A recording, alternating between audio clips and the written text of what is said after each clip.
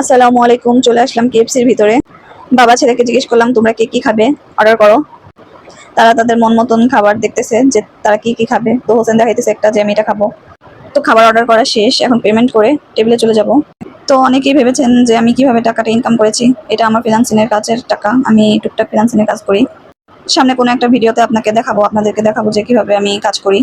প্রত্যেকটা মেয়েরই কোনো না কোনোভাবে নিজেকে স্বাবলম্বী করে তোলা উচিত, নিজের পায়ে দাঁড়ানো উচিত। কারণ যুগ যেমন চলতেছে তার সাথে নিজেকে সেভাবে তৈরি করা উচিত। মেয়েদেরকে ছোট করে দেখার কিছুই নাই। আমি যতটুকু সময় পাই আমার বাচ্চাদেরকে দেখাশোনা করে তার মধ্যে আমি চেষ্টা করি কিছু না কিছু করার। যে ভাইয়ারা আপুরা আমার রেগুলার ভিডিও দেখেন, ভালো ভালো কমেন্টস করেন, আপনাদের এই ভালো কমেন্টসে আমি ভিডিও বানাতে উৎসাহিত হই। এভাবেই সবাই সবসময় আমার পাশে থাকবেন।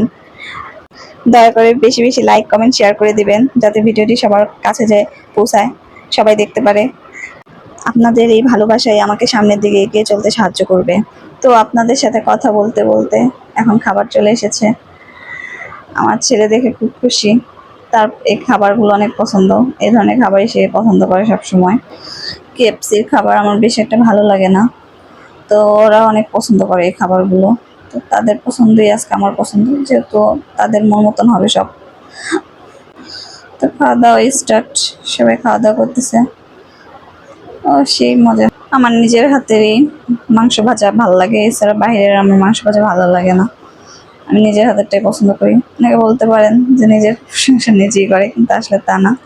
আমার নিজের হাতেরটাই ভালো লাগে, বাইরেরটা আমার ভালো লাগে না বেশি একটা। তার বাবা ছেলে খুব মজা করে খাচ্ছে, আমি দেখতেছি আর কথা বলতেছি। আমি খাইতেছি, না খাই তোর উপায় নেই, আসছি খাইতেই হবে। তো আমি খাইতেছি রাইস, আর তারা খাইতেছে অন্য কিছু।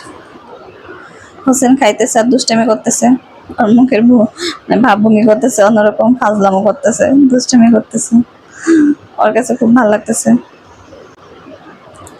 বাবা ছেলে সবসময় একই রকম, মানে আমার বড় ছেলে বাবা ছাড়া কিছু বোঝেই না। দুজনের সাথে বাসায় যেরকম করে এক জায়গায় গেলেও সেরকমই করে। ভিডিওতেই দেখতে পারবেন যে দুজনের সাথে খুবই দুষ্টামি ফাইজলামি, মানে এর কাছ থেকে কারে খাবে, এর কাছ থেকে কারে খাবে, দুজন একসাথে খুবই ফাইজলামি করে। তা আমার অনেক হাসি পাইতেছিল, এখন ভিডিওটাতে হাসলাম। আমার খাওয়া দাওয়া শেষ, তো তাদের বলতেছে তাড়াতাড়ি খাও।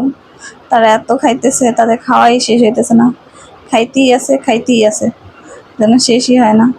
আমার খাওয়া দাওয়া পুরাই কমপ্লিট। তো এখন ভাবতেছেন আমার ছোট ছেলে কোথায়। তো দেখেন আমার ছোট ছেলে কোথায়, সে তো খাইবে না কিছুই। তাই ভাবতেছে সময় কেন নষ্ট করবো তোমাদের সাথে, আমি একটু ঘুমাইই নিই। তার চমৎকার একটা অভ্যাস আছে, বাইরে আসলেই তার ঘুমাইতে হবে, কিন্তু বাসায় এক ফোঁটাও ঘুমায় না। তো তারা খাওয়া এখনো শেষ করতেছে না, খাইতেই আছে। হোসেন ভেঙাইতেছে সবাইকে। আমি বলছি সবাই তোমাকে খুব মারবে, বকবে, তারপরে সে দুষ্টামি করতেছে। তো তাদের ফিনিশিং চলতেছে। হোসেন আবু দুষ্টামি করতেছে, বলতেছে যে আমি কম খাইছি, তোমরাই বেশি খাইছো। আমি বলতেছি সবার আগে আমার খাওয়া শেষ হয়েছে, আমি কিভাবে বেশি খাবো, তুমি এখনো খাইতেছো, তোমার খাওয়াই শেষ হয় নাই, তুমি বেশি খাইছো। তো এই বলে ফাইজলামি করতেছিলাম, সবাই একটু ফানি টাইম কাটাইতেছিলাম। ভালোই লাগে একটু বের হইলে, সারাদিন বাসার মধ্যে বন্দি থাকি।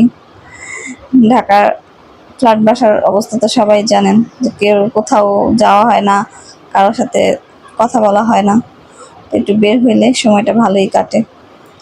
বাচ্চাদের ক্ষেত্রেও তাই, ওরা সারাদিন বাসায় একলাই থাকে, খেলার সুযোগ নাই, বাসার মধ্যে যতটুকু পারে খেলে। তো গ্রামে তো তা হয় না। তো তাদের খাওয়া দাওয়া শেষ, এখন আমরা চলে যাচ্ছি। অনেকদিন পর আসলাম একসাথে বাইরে ঘুরতে, একটু সময়টা ভালোই গেল, ভালোই লাগলো। তো এখন বাসায় চলে যাব। তো দরজাটা অনেক শক্ত, টান দিয়েও খুলতে পারতেছিলাম না। তো আমার আগে দুইটা মেয়ে এসে দাঁড়াইছিল, তারাও খুলতে পারে নাই। তো হোসেনের আব্বু খুলে দিল। মেয়ে দুইটা চলে যাচ্ছে আর হাসতেছে, বলতেছে আমাদের পক্ষে সম্ভব নাই দরজা খোলা। তো আল্লাহ হাফেজ, সবাই ভালো থাকবেন, সুস্থ থাকবেন, আমাদের জন্য দোয়া করবেন, যাতে আমরা সারা জীবন এভাবে হাসি খুশিতে থাকতে পারি। আল্লাহ হাফেজ।